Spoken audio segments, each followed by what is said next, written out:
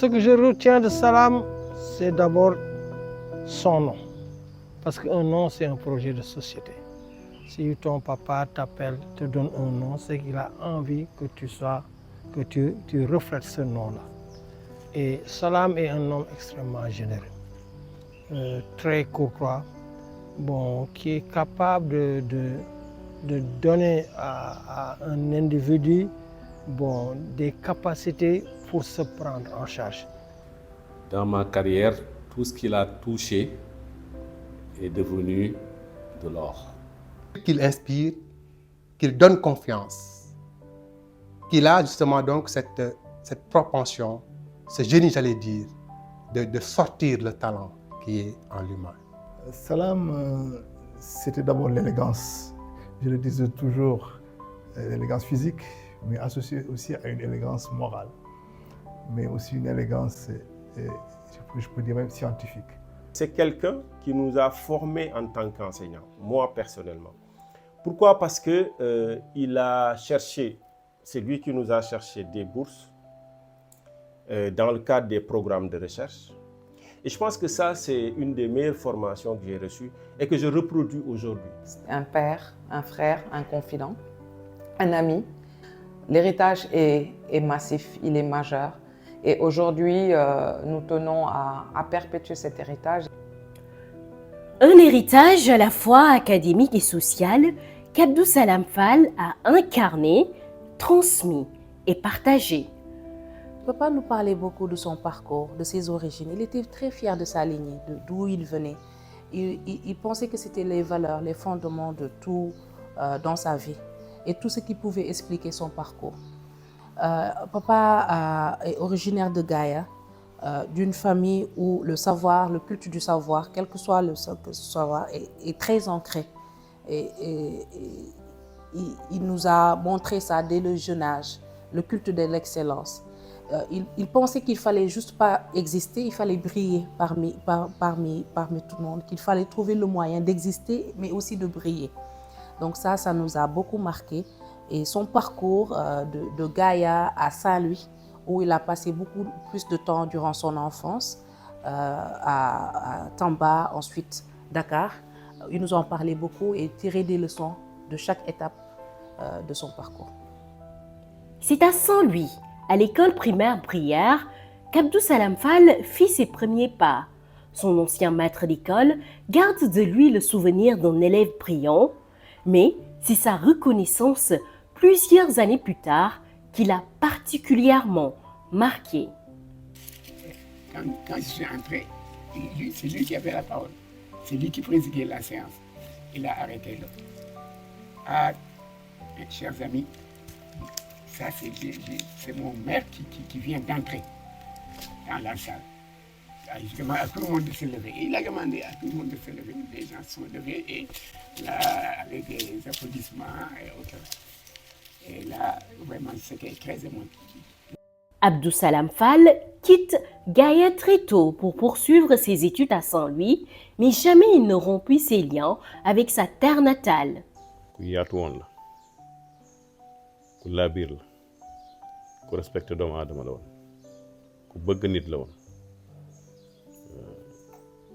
man fu ma tegoon bëtu papa la mu doon xoole maa ngi rakkam waaye papa bi sama papa dëddu àdduna lu mu doon defal sama papa la mu doon defal.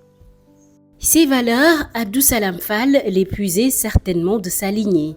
Fils de Hadi Wele et de Doudou Fall, il porte en lui un héritage de service. Abdou Salam nag bu ñu nee baax na kenn du ko weddi ndax ñaar ñi ko séq di ay waajuram ñoo baax ba àgg ca lool moom mu ñëw jaar seen tànk ma Demba jur Karafal Kara jur Siri Yoqab mi jur Sidi Fall ma Daraman Fall Sidi Fall ma Daraman mu jur ma bokk Fall awu Mbodj doonoon Sëriñ Kaajaar jiite ko kooko jur Masaw Kumba Aline Kumba ak Ndaraw Kumba ak ñu mu ko bokkal ak Wulimati Kumba Masaw Kumba moomu nag moo jur Mbay Wulay Ndaraw Kumba moo jur Mbay Wulay ñu ko wax Mbay Fall waaye turu gaaye Mbay Wulay ndax yaa jëlañ ko ci joxal Mbay Wulay moom moo jur Duudu Roqaye mu jur professeur Abdou Salam kon ci yax bu rëy la bokk. Sa rencontre avec Amadou Mahtar Mbow marqua un tournant décisif dans sa vie. Abdou Salam xamoon na ne dana nekk jàngalekat ndax at mu juddoo ca weer wu mu juddoo la ñu ubbi école Gaye gi en 1957 professeur Amadou Mahtar Mbow mi nga xam ni yàlla boole na leen Abdou Salam professeur Amadou Mahtar Mbow moo ubbi école Gaye at moom la Abdou Salam judd ñoo daw di daw ba àdduna boole leen ñoom ñaar Amadou Mahtar Mbow ak Abdou Salam kon yàlla du def ci hasard xet googu la doon xeeñtu ba ñoom ñaar ñu jaxasoo kon moom fokk mu nekk boroom xam-xam yàlla dogal tam xam-xamam jëriñ na ci mbokk jëriñ na ci jaamur jëriñ na ci réew mi jëriñ na ci bitim réew. Ce qui nous avait beaucoup marqué avec professeur Abdou Salam, c'est que déjà en licence, il tape les collègues. Il nous donnait son bureau pour travailler sur des dossiers qu'on partageait, etc. Et ça, je pense que, bon, lui, il ne le mesure pas, mais c'était une dimension exceptionnelle pour nous qui avions le privilège d'aller travailler, de profiter de toute sa documentation dans le bureau, de plein de choses, et aussi d'être responsabilisé au quotidien parce qu'il n'était pas là, il était parfois en voyage, mais on connaissait nos objectifs et on avançait avec. Et l'autre chose liée à ça, c'est que c'était quelqu'un qui disait à chaque pause, descends au resto, mange et mets ça sur mon nom. C'est quelqu'un qui nous ramenait dans sa famille manger, quoi. Ce qui reste aujourd'hui, c'est toujours cette recherche-action, cette recherche appliquée à des problématiques, cette volonté de pouvoir suivre les transformations économiques et sociales, pas simplement de façon au niveau macro, mais voir aussi toute cette sociologie micro, c'est-à-dire toutes ces transformations économiques qui sont portées par des groupes qui sont à la marge, comme l'association, les femmes qui s'associent dans le mouvement coopératif, par exemple, la sociologie des marges, les personnes invisibles, les pauvretés invisibles. C'est tout ça qui reste aujourd'hui comme son héritage, avec cet ouvrage majeur qu'il a intitulé « Bricoler pour survivre ». On peut se rappeler des choses qu'il avait l'habitude de dire, ou en tout cas des conseils qu'il avait l'habitude de donner. À chaque fois, c'était de faire un travail qui soit profond, une profondeur historique. Il était exigeant à ça. Donc si on avait une problématique à construire, ou en tout cas une thématique à aborder, il voulait vraiment qu'on aille au fond des choses avant de faire quoi que ce soit. Donc il tenait à la profondeur historique, à la connaissance historique du fait d'abord. Il insistait beaucoup également sur l'épaisseur conceptuelle. Abdou Salam Fall, c'est quelqu'un qui est fondamentalement ancré dans nos sociétés traditionnelles, mais quelqu'un aussi qui avait cette tendance à connaître tout ce qui se fait donc, dans les autres contextes. Donc, il avait une maîtrise des théories, des concepts, parce qu'il est fondamentalement pour les théories enracinées, donc pour les savoirs autochtones, pour les valoriser. Et donc, pour que cela passe mieux, il faudrait avoir une connaissance fine des théories qu'on aimerait bien, en tout cas, remplacer par les connaissances profondes des sociétés traditionnelles. Il était l'un des rares enseignants à venir présenter son cours en station debout. Il n'était pas assis, mais il était debout. Et cette posture-là suscitait quelque chose de notre part. Non seulement ça découplait notre intérêt par rapport à ces enseignements, mais ça nous impliquait aussi, ça nous engageait également dans une dynamique de communication avec le professeur. L'autre élément, c'est qu'il était l'un des rares profs qui invitait des collègues venant d'autres pays, des collègues du Nord, collègues de la Belgique, de la France, des Canadiens, des professionnels du monde du développement. Et je pense que ce point-là est très important parce que autant ça nous donnait déjà un aperçu de comment la science se faisait en dehors de l'université, mais ça nous mettait également dans des réseaux de connaissances. Ça nous permettait d'entendre d'autres professionnels nous parler de la science et de l'implication de la science dans le domaine du développement ou dans le domaine social. Prof Abdou Salam est aussi passé par les mouvements de gauche des années 80, des années 90. Il a milité au sein de l'AJPADS, le parti de Landing Savané. Et je pense que ce passage dans les mouvements de gauche a une influence très déterminante sur ces questions de recherche et les préoccupations qu'il avait.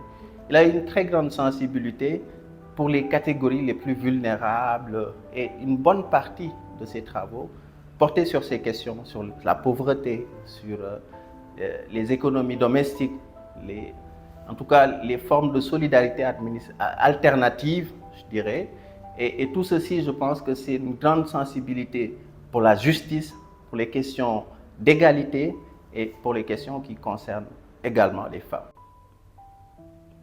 Homme de terrain, il s'engage dès l'obtention de son baccalauréat avec l'ONG OFADEC, parcourant le Sénégal en profondeur. Une expérience humaine et sociale qui le marquera à jamais et qui nourrira sa réflexion sur l'économie sociale et solidaire.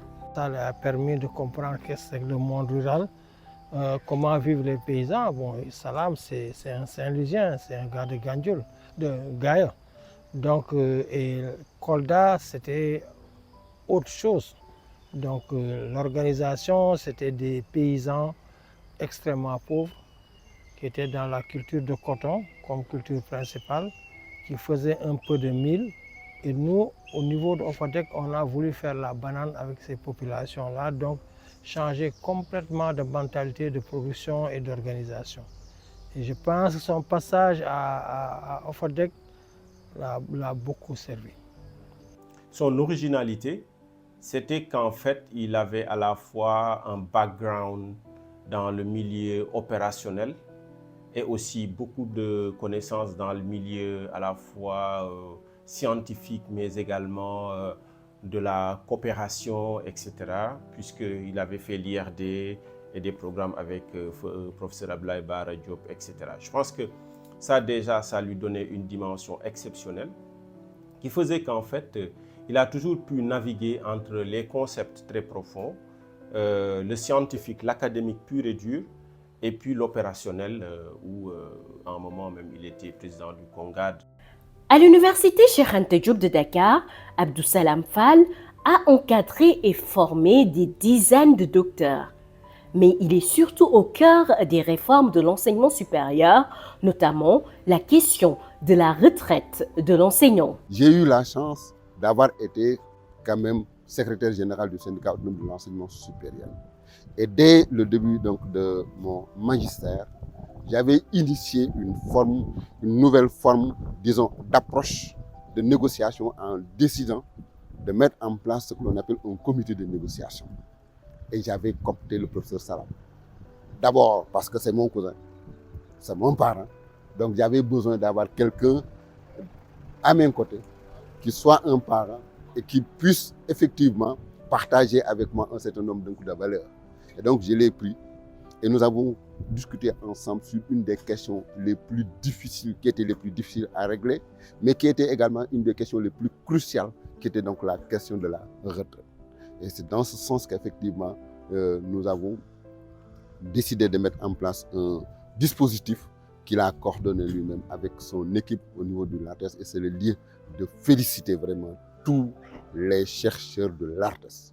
Parce que c'est eux qui ont conçu ce modèle que nous avons eu à présenter au niveau du gouvernement, qui nous a permis aujourd'hui donc d'avoir cette retraite à 85%. Le LARTES, ce laboratoire qu'il a créé et qui est né de cette idée d'une recherche ancrée dans les réalités sociales du Sénégal. Il y a maintenant 18 ans, nous avons bâti le LARTES pour transformer nos grands programmes de recherche qui avaient déjà une certaine réussite pour en faire le laboratoire de recherche pour les transformations économiques et sociales. Nous avons développé des programmes de recherche sur la pauvreté, les dynamiques de la pauvreté, qui a donné lieu au livre que le Dr Cissé a publié qui s'appelle L'héritage de la pauvreté et qui s'est également prolongé avec le second livre là, que nous avons publié qui est La pauvreté dynamique, que nous avons publié à deux.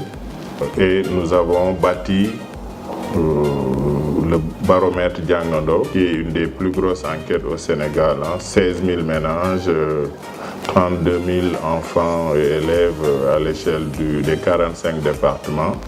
Maintenant, c'est 46. Il y a 3 ans, nous avons bâti le programme de remédiation à l'élémentaire, qui consiste en gros à prendre en charge les enfants pendant 3 mois de remédiation par l'enseignant de la classe et par un remédiateur communautaire, selon le modèle que nous avons mis au point, par le numérique et par l'idée que si on oriente les contenus d'apprentissage sur l'univers culturel de l'enfant et qu'on utilise des méthodes actives, y compris le digital, on peut réussir à intéresser tous les enfants et à créer l'envie de réussite chez les enfants. Ce labo est né donc de cette idée de toujours de pratiquer la recherche, l'apprentissage par la recherche, le faire-faire. Ne pas simplement donner des savoirs théoriques, mais aussi initier les jeunes doctorants, les étudiants à la recherche et à la pratique. Donc le laboratoire est né de ça. Et avec quelques programmes majeurs, notamment en collaboration avec l'IRD, sur des thématiques de recherche sur l'urbain, sur l'insertion professionnelle des jeunes, ensuite sur la pauvreté chronique. Et dans les années 2010-2011, le baromètre citoyen Djangando, qui était une sorte de recherche-action pour mobiliser les différents acteurs sur la qualité de l'éducation. Je pense que s'il y a un chercheur au Sénégal dont on peut faire le bilan de l'insertion de ses travaux dans le milieu de la société civile, dans le milieu des ONG, dans les politiques étatiques, il n'y aura personne devant Abdou Salam.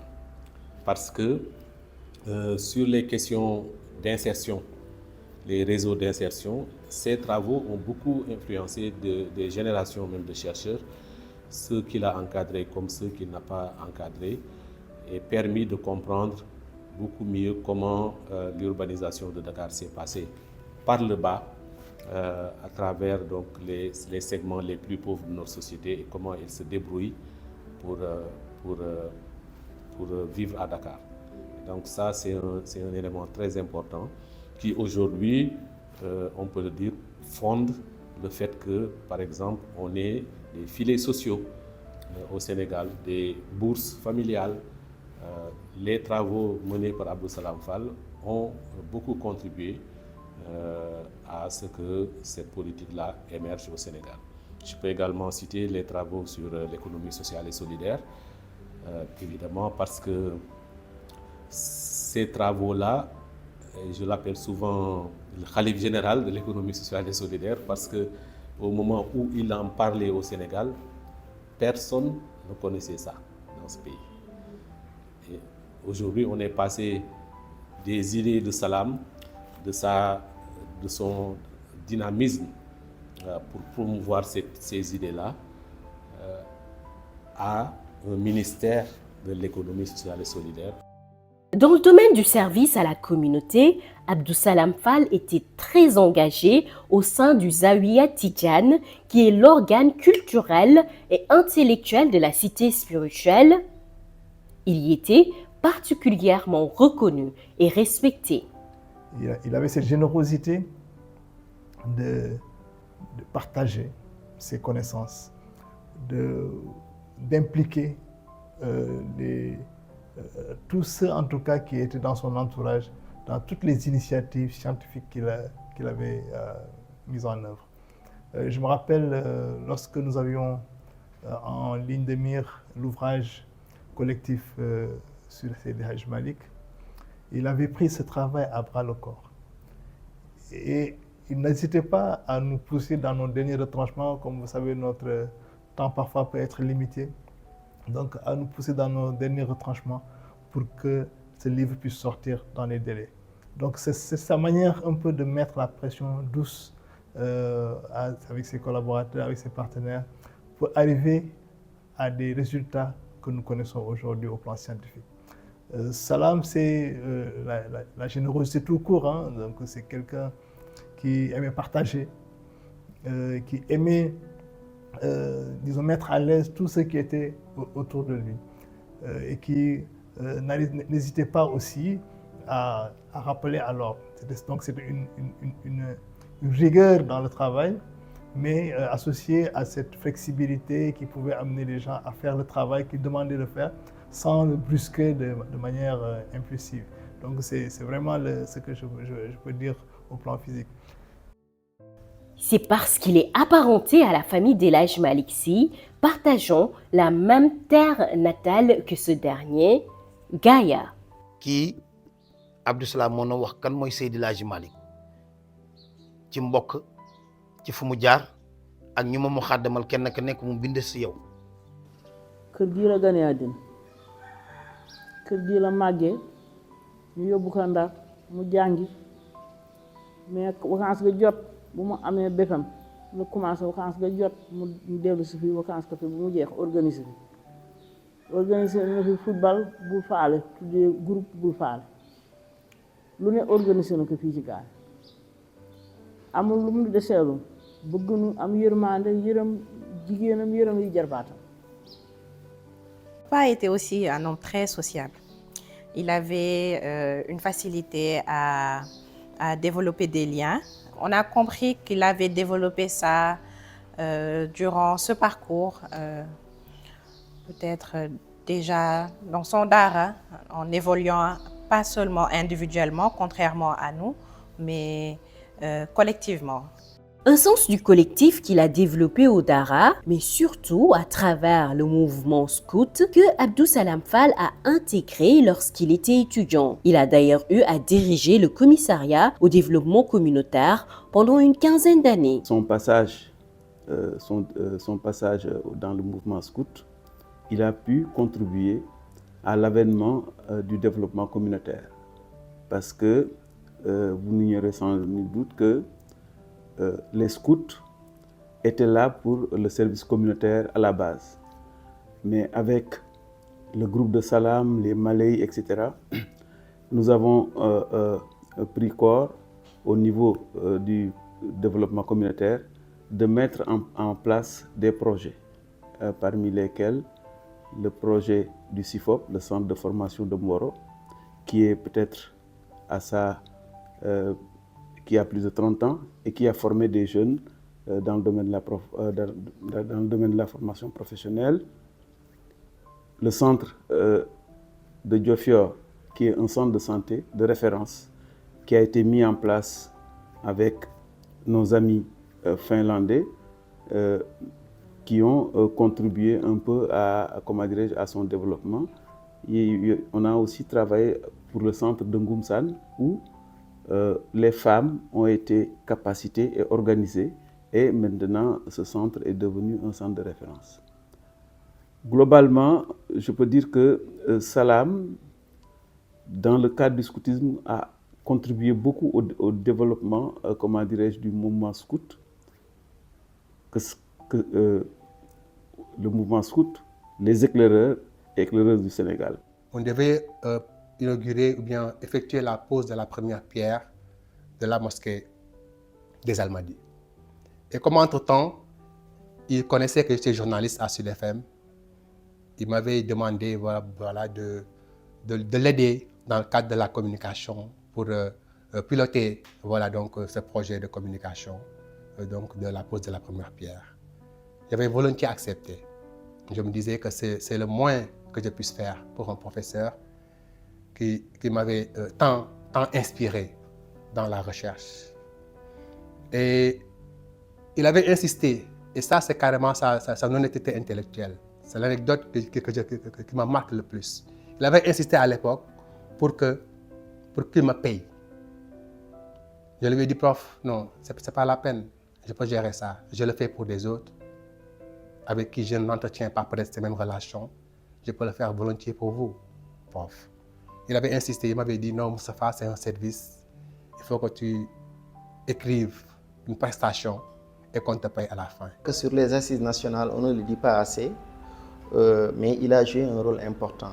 En tout cas, moi personnellement, je me souviens lors d'un échange que j'ai eu avec lui, il m'a dit que pour ce qui est des questions liées à la famille et à la culture, il a été sollicité pour faire des propositions et mieux encore, dans l'élaboration du rapport global, il a eu un rôle important dans ces aspects-là.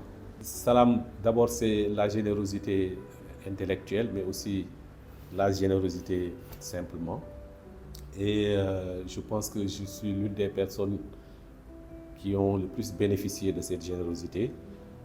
Il m'a introduit dans tous les milieux possibles et imaginables, ici et à l'international, dans les milieux d'économie sociale et solidaire, dans la recherche aux Pays-Bas, à l'African Studies Center, à ENDA même, évidemment où j'ai fait une vingtaine d'années.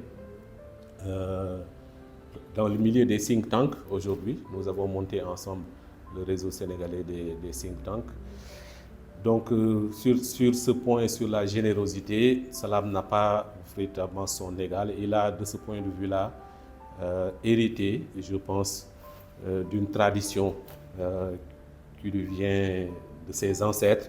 Quand on l'entend en parler, tu vois que ce n'est pas juste personnel, c'est aussi le fait d'un héritage qu'il tient à préserver. Salam est pour moi un ami, un compagnon, mais aussi m'a aimé à vouloir m'investir dans la recherche.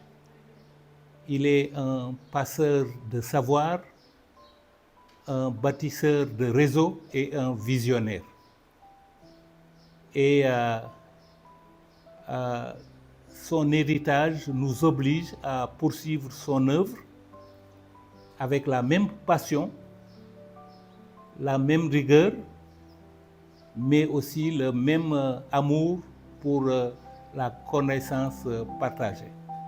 Abdou Salam Fall est l'auteur ou le co-auteur d'une vingtaine d'ouvrages portant sur la sociologie, le développement communautaire, l'économie sociale et solidaire, ainsi que les transformations sociales en Afrique. Ces ouvrages témoignent d'un engagement profond pour la transmission et le partage, le mot qui le définit le mieux, du Dara de son enfance à Saint-Louis, en passant par le scoutisme, le développement communautaire, l'université, la générosité, dont le savoir et dans ses avoirs a toujours caractérisé la vie de Abdou Salam Fall.